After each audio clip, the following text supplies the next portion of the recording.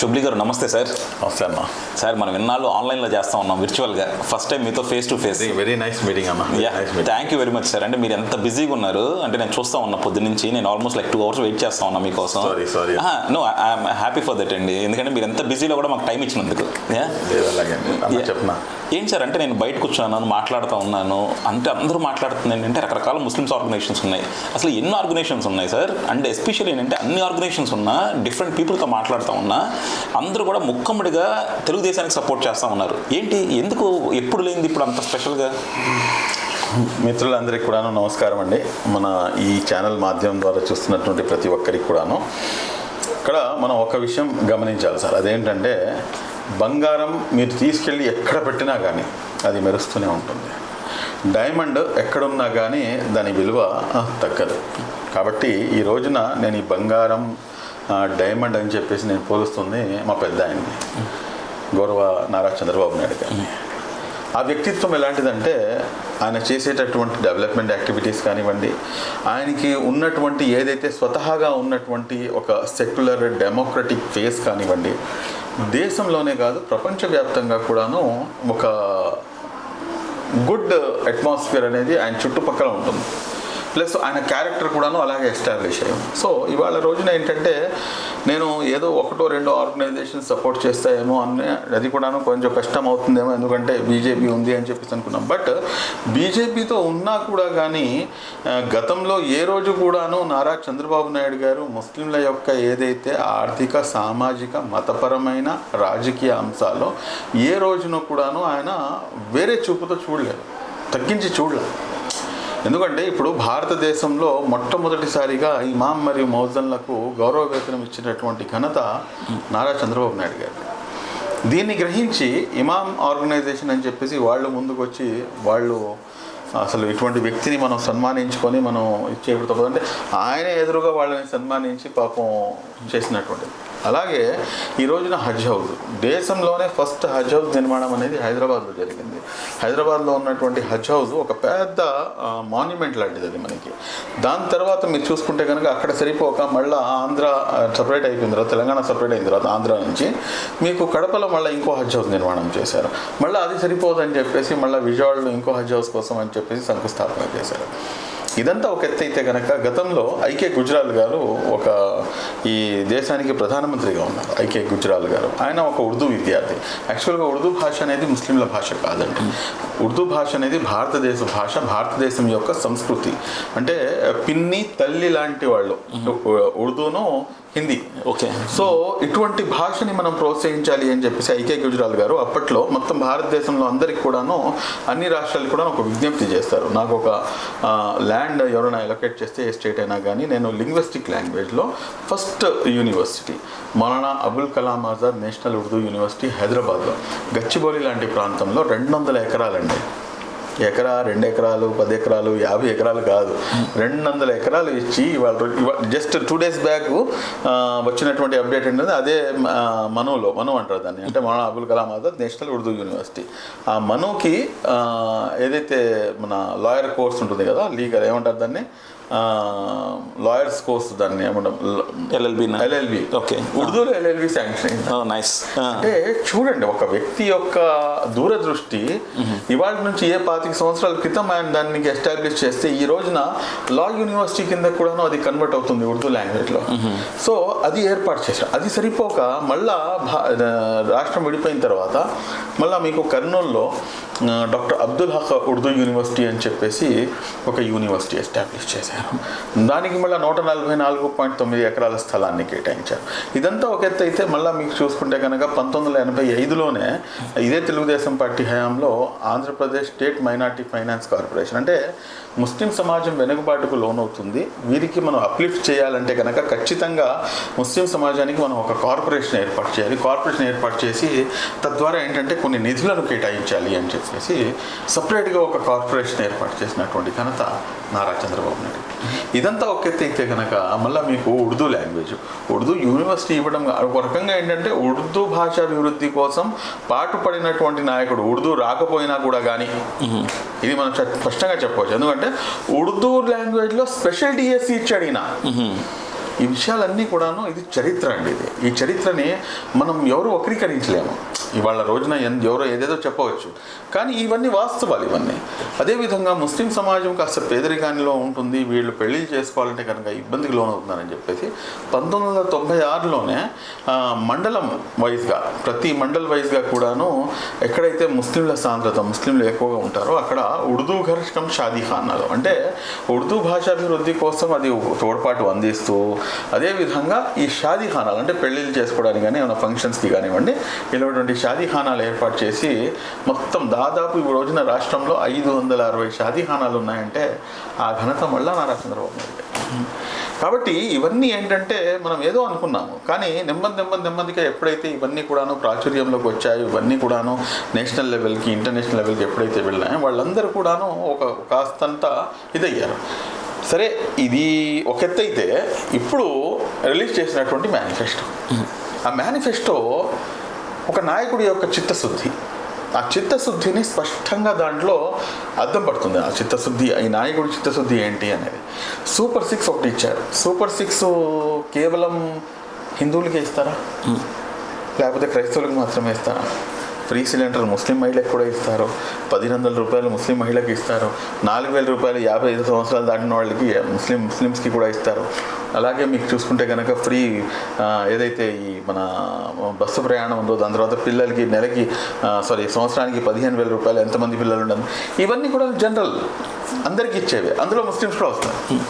కానీ let me complete sir. కానీ ఈ నాయకుడు స్పెషాలిటీ ఏంటంటే, నేను ఇవన్నీ అందరికీ ఇస్తూనే ముస్లిం సమాజానికి ప్రత్యేకంగా అప్లిఫ్ట్ చేయాలి అని చెప్పి మళ్ళీ ప్రత్యేకంగా ముస్లింల కోసం ఒక సపరేట్ మేనిఫెస్టో ఒకటి ఇచ్చాడు ఆయన. 5 లక్షల రూపాయలు వడ్డీ లేని రుణాలు ఇస్తాను, నేను సబ్సిడీతో కూడుకున్న వడ్డీ లేని రుణాలు ఇస్తాను, దుల్హన్ పథకం ఇస్తాను వితౌట్ ఎనీ కండిషన్స్, విదేశీ విద్యా పథకం ఇస్తాను. ఒక ముస్లిం అయ్యి ఉండి మీరు విదేశాలకు వెళ్ళి చదువుకోవాలంటే కనుక 20 లక్షల రూపాయలు, లాస్ట్ టైం 15 లక్షలు ఇచ్చేవాళ్ళు, ఈసారి దాన్ని 15 లక్షలు చేస్తూ ఉంటున్నారు. అలాగే చూసుకుంటే మీ ముస్లిం సమాజానికి అవసరమైనటువంటి ఖబరస్థాన్లకు కానివ్వండి, ఈద్గాలకు కానివ్వండి, ఎక్కడైనా స్థలాలు కావాలంటే కనుక ఆ స్థలాలు కేటాయిస్తాను. అంటే ఈ విధంగా ఏంటంటే అర్థం పడుతుంది చిత్తశుద్ధి. ఈ మనిషి ముస్లింలకి ఏదైనా చేయాలి అన్న ఒక స్ట్రాంగ్ డిటర్మినేషన్తో. సరే, ఆయన్ని గౌరవించుకుంటారా, ఆయన్ని కన్సిడర్ చేశారా అంటే, ఇవాళ రోజున ఇంతమంది రావటం అది కన్సిడర్ చేయకపోవటం కాకపోతే ఇంకేమిటి చెప్పండి. వీళ్ళందరూ కూడాను ఈ రోజున బాబు గారికి వచ్చి you are the most secular leader, మీరు ఎన్ని చేశారు అని చెప్పేసి వాళ్ళంతటా వాళ్ళు డిక్లేర్ చేస్తూ బ్లాక్ అండ్ వైట్లో ఇచ్చి వెళ్తున్నారంటే దిస్ ఇస్ రియల్లీ ఆ నాయకుడు చేసినటువంటి ఘనత. కాబట్టి ఇది బీజేపీతో కలిసి ఉన్నా కానీ మనకి ఎటువంటి ఇబ్బంది రాదు అనేది ఒక రకమైనటువంటి మెసేజ్ ఆల్రెడీ గ్రౌండ్ లెవెల్కి వెళ్ళిపోయింది. ఒకటి సార్, అంటే మనకి ఆంధ్ర మటుకు వచ్చేసరికి ఎంత బీజేపీ ఉన్నా సార్ ఇక్కడ ఎక్కువ సిగ్నిఫికెంట్గా కూడా తెలుగుదేశాన్ని చూస్తున్నారు, పవన్ కళ్యాణ్ చూస్తున్నారు. సో ఇక్కడ బీజేపీని కొంచెం సెకండరీ ఆప్షన్గానే చూస్తున్నారు. కాకపోతే ఇక్కడ ఒక్కటి ఏంటంటే సార్, ఇప్పుడు ముస్లిమ్స్ ఇప్పుడు ఎలా అయితే కనుక ముక్కమ్మడిగా తెలుగుదేశానికి సపోర్ట్ చేద్దాం అనుకున్నారో, అలాగే 2019లో వైఎస్ఆర్సీపీకి సపోర్ట్ చేశారు. సో వాళ్ళ నుంచి తెలుగుదేశానికి రావడానికి మెయిన్ కారణం ఏమంటారు మీరు? దానికి అనేకమైనటువంటి కారణాలు ఉన్నాయండి. అహంకారం. ఈ రోజున ఏదైతే ఆర్గనైజేషన్స్ ఈ రోజున నారా చంద్రబాబు నాయుడు గారిని కలిసి వాళ్ళు సపోర్ట్ చేస్తున్నారో వీళ్ళందరూ కూడాను 2019లో వైఎస్ జగన్మోహన్ రెడ్డి గారిని సపోర్ట్ చేశారు. కానీ వీళ్ళందరూ కూడా మేము తప్పు చేశామన్న భావనలో వాళ్ళు ఉన్నారు. ఎంతమంది అయితే మత పెద్దలు, ఎన్నైతే ఆర్గనైజేషన్ ఉన్నాయో వీళ్ళందరూ కూడాను వన్ సైడెడ్గా వచ్చి లేదు, ఇది తప్పు, మనం ఖచ్చితంగా సపోర్ట్ చేయాల్సిందే ఈసారి అని చెప్పేసి వాళ్ళందరూ వచ్చేస్తున్నారంటే దానికి మూల కారణం అహంకారం. అహంకారంతో మీరు ఏం చేశారు, మీరు స్పష్టంగా సంక్షేమాన్ని సంక్షోభంలో కూర్చేశారు. అసలు సంక్షేమం జీరో అండి. అది ఎక్స్ప్లెనేషన్లోకి వెళ్తే అరగంట అదే చెప్పవచ్చు. అదేవిధంగా రెండో వైపు నుంచి ముస్లిం సమాజంపై దాడులు, అనేకమైనటువంటి దాడులు. ఎన్ని దాడులు అంటే అబ్దుల్ సలాం, హాజిరా, మిస్బా, ఇబ్రాహీం, షాహిదా, ఇలాగ ఎన్నని లెక్క పెట్టను, ఒకళ్ళ ఇద్దర స్వయానా నేను. అంటే ఒక వ్యక్తిని నేను పరామర్శించడానికి వెళ్తుంటే నన్ను సైతం కూడాను అరెస్ట్ చేసి 307 పెట్టారంటే అసలు ఈ రాష్ట్రంలో లా అండ్ ఆర్డర్ ఎక్కడుంది? ఇంత విచ్ఛిన్నం అయిపోయింది లా అండ్ ఆర్డర్ అనేది, డీప్ రూట్స్లోకి వెళ్ళిపోయింది sir. These are the main reasons. అహంకారానికి పాల్పడినటువంటి వ్యక్తి చరిత్రలో అతను మళ్ళా ముఖ్యమంత్రి కానీ, ప్రధానమంత్రి కానీ, లేకపోతే బాద్షా కానీ, లేకపోతే రాజు కానీ అయినటువంటి చరిత్ర లేదు. అతను ఆ స్థాయి నుంచి అధవ పాతాళానికి తొక్కబడతాడు. మన పవన్ కళ్యాణ్ గారు చెప్పినట్టుగా అది జరగడం తథ్యం. ఓకే, అదో సందేహం లేదు. అంటే ఇప్పుడు చెప్పినంత బాగుంది సార్. అంటే మైనారిటీ సంఘాలన్నీ కూడా తెలుగుదేశానికి సపోర్ట్ చేస్తున్నాయని. కాకపోతే ఏంటంటే ఎంత అనుకున్నా సరే మైనారిటీలో one of the known face Telugu రాష్ట్రాలు అనుకుంటే ఓవైసీ గారు. సో ఓవైసీ గారు చాలా ఓపెన్గా మా తమ్ముడు జగన్మోహన్ రెడ్డికి నేను సపోర్ట్ చేస్తున్నా అని చెప్పారు. ఎందుకంటే మీరందరూ అంటే ఎంతో ఇప్పుడు షుబ్లీ గారు అంటే మనకి విజయవాడ కానీ పరిసర ప్రాంతాల్లో మనకి ఆంధ్ర మటుకు చాలా బాగా తెలుసు. కానీ ఓవైసీ గారు అంటే కొంచెం ఎక్కువ ఇమేజ్ ఉన్న లీడర్ కదా, అండ్ ఎస్పెషల్లీ యూత్ ఎక్కువ కనెక్ట్ అవ్వచ్చు. 100% ఆయన ముందు మనం యూత్ ఎక్కువ కనెక్ట్ అవ్వచ్చు. సో అలాంటి వాళ్ళు చెప్తే మీ అందరు చెప్పిన దానికన్నా అది ఎక్కువ విలువైపోతుంది, అంటే వాల్యూ ఎక్కువ ఉంటుందేమో కదా, దాన్ని ఎలా మీరు ఇక్కడ ఒకటి స్పష్టంగా ఒకటి గమనించాలి సార్. అంటే ఓవైసీ గారు పెద్దోళ్ళు, నేను ఆయన గురించి నేను ఎప్పుడైతే ఆయన రాజకీయంగా మాట్లాడతాను దాన్ని నేను కండెమ్ చేస్తాను. కండెమ్ చేయడానికి మూల కారణం ఏమిటంటే నేను ఇందాక చెప్పాను, అబ్దుల్ సలాం, మిస్బా, హాజిరా, ఇబ్రాహీం, షాహిదా ఇలాగా 107 సంఘటనలు జరిగింది. ఈ 107లోంచి ఒక్కదానిపైనా కానీ ఓవైసీ గారు స్పందించి ఉండి ఈ రోజున జగన్ మీరు దోస్త్ మీరు ఓటు వేయండి అంటే ఆ హక్కు మీకు ఉంటుంది. కానీ 5 సంవత్సరాల్లో ఒక్కరోజు కూడాను మీరు ఇక్కడ ఉన్నటువంటి సమస్యలపై మీరు స్పందించలేదు. ఇక్కడ ఇష్యూస్ని మీరు అడ్రస్ చేయలేదు. ఇక్కడ నా దోస్త్ అంటున్నారు కదా, సిఏఏ వచ్చింది, సిఏఏకి మీరు సపోర్ట్ చేశారా లేదా? మళ్ళీ మీ దోస్త్ని ఆ రోజు మీరు ఆపాల్సింది కదా, అరే నాయన నువ్వు చేస్తుంది తప్పు అని చెప్పేసి. ఈ రోజున రాజ్యసభలో బీజేపీకి బలం లేదు. మళ్ళా వాళ్ళు రాజ్యసభలో ఏ రకంగా బిల్ పాస్ అయిందండి? రాజ్యసభలో మీరు ఓటింగ్ వేయడం వల్లనే కదా పాస్ అయింది, లేకపోతే ఎలా పాస్ అవుతుంది?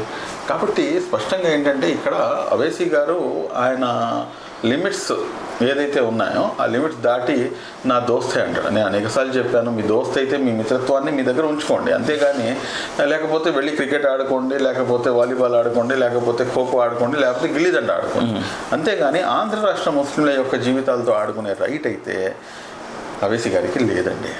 ఓవైసీ గారికి గెలవాలి అని చెప్పేసి మనస్ఫూర్తిగా ప్రార్థన చేసేవాళ్ళం మనం, ఎందుకంటే ఈ దేశంలోనే ఒక పెద్ద వాయిస్, అందులో సందేహం లేదు.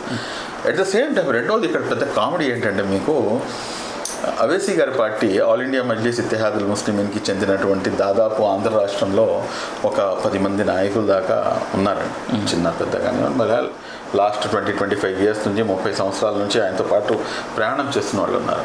ఒక్కసారి వాళ్ళు ఎటువైపు పనిచేస్తున్నారో ఒకసారి గమనించారు. నిన్న రాత్రి కూడాను నర్సరావుపేటలో ఒక కార్యక్రమానికి వెళ్ళొచ్చాను. నర్సరావుపేటలో ఎవరైతే ఎంఐఎం పార్టీకి 25 సంవత్సరాలు వర్క్ చేసినటువంటి నాయకుడు మస్తాన్ వలీ అతని పేరు, ఆ మస్తాన్ వలీ గారు నిన్న ఒక ప్రోగ్రాం పెట్టాడు తెలుగుదేశం పార్టీ గెలుపు కోసం. దానికి చీఫ్ గెస్ట్గా నేను వెళ్ళాను. ఆయన ఎంఐఎం పార్టీని వదిలేసి ఆయన ఇప్పుడు మన ఆర్గనైజేషన్లో 200 మందితో జాయిన్ అయ్యారు.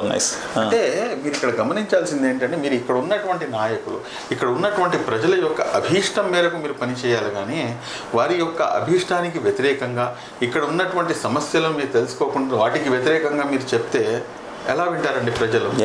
మీ పార్టీ వాళ్ళే మీ మాట వినట్లేదు, మీ పార్టీ వాళ్ళే మేము మీతో పాటు లేము అని చెప్పేసి స్పష్టమైన సంకేతం వాళ్ళు టీడీపీకి పనిచేస్తూ తిరుగుతున్నారు.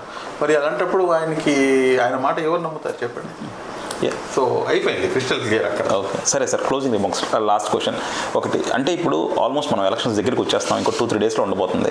సో మీరు అంటే మిమ్మల్ని ఒక ఇంటలెక్చువల్గా కూడా చూస్తారు, ఎందుకంటే మీరు రకరకాల సబ్జెక్ట్స్ మీద మాట్లాడుతూ ఉంటారు. సో మీ అపీల్ ఏంటి సార్? అంటే ముస్లిం మైనారిటీస్కి కానీ లేకపోతే ముస్లిం కమ్యూనిటీకి కానీ ఇన్ జనరల్ ఏపీ ప్రజలకు కానీ? ఆంధ్ర రాష్ట్ర ప్రజలకి చాలా స్పష్టంగా నేను చెప్పదలుచుకుంది ఒకటేనండి.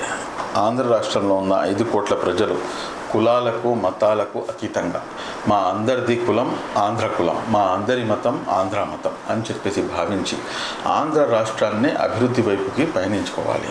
ఆంధ్ర రాష్ట్రం సస్యశ్యామలంగా ముందుకు కొనసాగాలి. ఆంధ్ర రాష్ట్రం సర్వతోముఖాభివృద్ధి చెందాలి. అంటే కనుక మనం చాలా చాకచక్యంగా మనం ఓటు వేయాల్సినటువంటి అవసరం ఉంది. ఇందులో మరీ ముఖ్యంగా మీరు గమనిస్తే కనుక ఏదైతే అహంకారం ఉందో తారాస్థాయికి చేరుకుని మా ఆత్మగౌరవం ఎస్సీలు కానీ ఎస్టీలు కానీ బీసీలు కానీ ఇంక్లూడింగ్ మైసెల్ఫ్ మైనారిటీస్ కానివ్వండి, మా అందరి యొక్క ఆత్మగౌరవం కూడా ఒక ప్రశ్నార్థకంగా మారిపోయింది. అరే నారా చంద్రబాబు నాయుడు లాంటి అంత పెద్ద వ్యక్తిత్వం కలిగినటువంటి వ్యక్తిని సైతం కూడాను ఆయన యొక్క ఆత్మగౌరవం దెబ్బతినేలా మాటలు మాట్లాడటం, వాళ్ళ ఇంట్లో వాళ్ళ గురించి మాట్లాడటం, దాని తర్వాత నోటికి ఎంత వస్తే అంత. అంటే ఈ రోజున న్యూస్ ఛానల్స్ కూడాను మనం అందరితో పాటు కలిసి కూర్చొని చూడలేనటువంటి పరిస్థితి. కాబట్టి అన్ని ధర్మాల్లో కూడాను అన్ని మతాల్లో కూడాను ఏదైతే అన్యాయం ఉంటుందో ఆ అన్యాయానికి వ్యతిరేకంగా నుంచున్నవాడు మాత్రమే మనిషి. ఆ అన్యాయానికి మీరు కనుక వత్తాసు పలికి దాంతోపాటు నేను ఉన్నాను అని చెప్పేసి మీరు మెసేజ్ ఇస్తే కనుక అతను నా దృష్టిలో జంతువు కన్నా హీనం. అంటే నేను ఇక్కడ తెలుగుదేశం పార్టీకి ఓటు వేస్తేనే మంచోళ్ళు లేకపోతే చెడ్డోళ్ళు అన్న మాట చెప్పట్లేదు. మీరు ఓటు బటన్ నొక్కే ముందు మీరు ఒక్కసారి ఆలోచన చేయండి. ఇసుక ఏమైంది, ఎక్కడి నుంచి ఎక్కడికి వెళ్ళిపోయింది, ఎందుకని చెప్పేసి ఇసుక ఇంత రేటు పెరిగిపోయింది. ఆ ఇసుక రేటు పెరగడం వల్ల ఎంతమంది సామాన్య ప్రజల యొక్క పరిస్థితి, వారి యొక్క రోజువారీ ఆధారం ఏదైతే ఉందో అది ఎంత దారుణంగా మిస్గైడ్ అయింది. మద్యం పాలసీ ఈ రోజున మీరు అన్ని చోట్ల కూడాను ఆన్లైన్ పేమెంట్స్ యాక్సెప్ట్ చేస్తారు, కానీ కేవలం మద్యం దుకాణాల్లో యాక్సెప్ట్ చేయరు. అంటే ఎక్కడికి వెళ్తుంది ఈ నిధులన్నీ కూడా? దాని తర్వాత అందులోనే ఏది కూడాను బ్రాండెడ్ మద్యం మీరు అమ్మకుండా మీ యొక్క జే బ్రాండ్స్ మద్యం అన్నీ కూడా మీరు తీసుకొచ్చి మీరు అమ్ముతున్నారంటే ఈ రోజున ప్రజల ప్రాణాల యొక్క పరిస్థితి ఏమిటి? దాని తర్వాత రాష్ట్రంలో రోడ్ల పరిస్థితి ఏమిటి? రోడ్లు ఎలా ఉన్నాయి? దాని తర్వాత రాష్ట్రానికి ఎన్ని ఉద్యోగాలు వచ్చినాయి? రాష్ట్రానికి ఈ దాడులు ఎన్ని పెరిగిపోయినాయి? మీకు వ్యతిరేకంగా మాట్లాడితే మీరు ఏ రకంగా మీరు జనాల్ని హింసిస్తున్నారు? మీరు ఒకసారి అబ్దుల్ సలాంని గుర్తు చేసుకోండి, ఒకసారి మీరు సుధాకర్ని గుర్తు చేసుకోండి, ఒకసారి మీరు కోడికత్తి సీనుని గుర్తు చేసుకోండి, ఒకసారి నాలాంటి వాళ్ళు అనేక మంది రఘురామకృష్ణరాజు గారి దగ్గర తీసుకొని, పట్టాభి గారి దగ్గర తీసుకొని, నారా చంద్రబాబు నాయుడు గారి దగ్గర తీసుకోండి, నాలాంటి వాళ్ళు చిన్న చిన్న వ్యక్తుల వరకు కూడాను మీరు చేసినటువంటి అన్యాయం ఏంటి ఇవన్నీ కూడాను ఒకసారి నెమరేసుకొని అప్పుడు మీరు ఓటేయండి. ఇంత దారుణాలు జరిగిన తర్వాత కూడాను వీటికి మనం సమాధానం ఇవ్వాలా ఇవ్వకూడదా? నేను 100% నేను అమలు చేశాను ప్రతి హామీని అంటున్నారు. ఏ హామీ మీరు అమలు చేశారు? మా అందరి నోళ్లలో మట్టి కొట్టారు, మా అందరి సంక్షేమాన్ని మీరు తీసి పక్కన పడేశారు. కాబట్టి ఈ అన్ని అంశాలను కూడాను మనం చాలా చాకచక్యంగా గమనించి మనం ముందుకు అడుగు వేయాలి అని చెప్పేసి ఆంధ్ర రాష్ట్ర ప్రజలందరినీ కూడాను చేతులు జోడించి సవినయంగా కోరుతున్నాను. రాబోయే ఎన్నికలు మన ఆంధ్ర రాష్ట్ర భవిష్యత్తు కోసం, ఈ ఆంధ్ర రాష్ట్ర భవిష్యత్తు కోసం మీరందరూ కూడాను ఏకపక్షంగా కులాలకు మతాలకు అతీతంగా నారా చంద్రబాబు నాయుడు గారిని మన ముఖ్యమంత్రిగా చేసుకోవాల్సినటువంటి అవసరం ఆయనకైతే అవసరం లేదు, నాకు తెలుస్తుంది. ఎందుకంటే ఒక వ్యక్తి 45 సంవత్సరాలు అతని యొక్క అపారమైనటువంటి రాజకీయ జీవితంలో 14 సంవత్సరాలు ముఖ్యమంత్రి చేసి అనేకమైనటువంటి హోదాల్లో కేంద్రాన్ని సైతం శాసించినటువంటి వ్యక్తి, రాష్ట్రపతిని సైతం నియమించినటువంటి వ్యక్తి. ఇటువంటి వ్యక్తి ఇంకా అనుభవించాలి 75 సంవత్సరాల వయసులో? ఐ థింక్ ఎవరు ఎంత ఇదైనా కానీ అతనికి అవసరం లేదు. కానీ ఆ వ్యక్తి అవసరం ఈ రాష్ట్రానికి ఉంది. ఆ వ్యక్తిని మనం కాపాడుకోవాలి. ఆ వ్యక్తిని ఆ స్థానంలో తీసుకొచ్చి కూర్చోపెడితే మా భావితరాల భవిష్యత్తు కోసం, మా రాష్ట్ర భవిష్యత్తు కోసం, మా అందరి భవిష్యత్తు కోసం ఇది చాలా అవసరం అన్న సంగతి ప్రతి ఒక్కరూ గమనించి సైకిల్ గుర్తుపై మీరందరూ కూడా ఓటేస్తారని చెప్పేసి మనస్ఫూర్తిగా ఆశిస్తున్నాను. Thank you sir, thank you very much అండి.